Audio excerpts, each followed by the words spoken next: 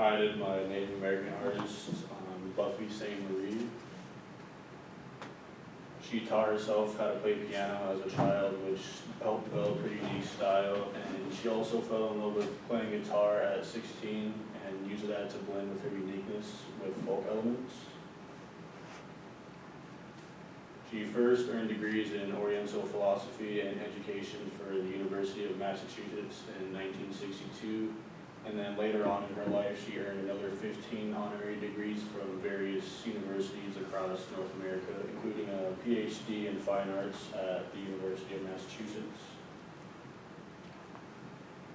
Her debut album was released in 1964 and was It's My Way, and it tied political and social activism. It featured an iconic anti-war song, Universal Soldier, known as a defining protest song in the 1960s, and that's some of the lyrics up there. She pioneered folk music and was one of the first to experiment with electronic music, and that was in her 1969 album, Illuminations, which was the first quadraphonic vocal album and featured synthesizers and electronic sound before they were mainstream. Her first notable award-winning song was when she co-wrote Where We Belong for the film An Officer and a Gentleman in 1982 with Will Jennings and Jack Mitch. And that song ended up winning an Academy Oscar, a BAFTA for Best Original Song, and a Golden Globe. She was also the first Native American woman to win an Oscar. She founded the Nihiwan Foundation in 1969 to preserve and promote Native American education in youth. And that foundation founded the Cradleboard Teaching Project, which introduced a revolutionary approach to integrating indigenous perspectives into education.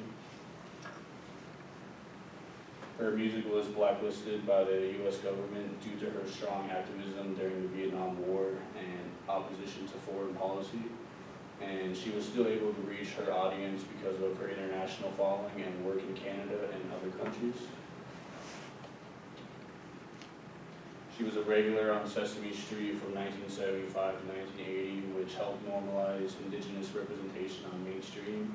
She introduced topics like breastfeeding to TV and provided an indigenous cultural understanding which wasn't very common for this time.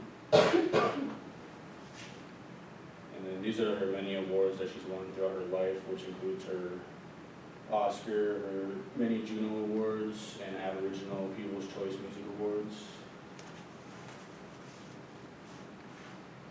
And then she explored a new medium and became one of the pioneers and early adopter of digital art technology. And here are some of her artworks.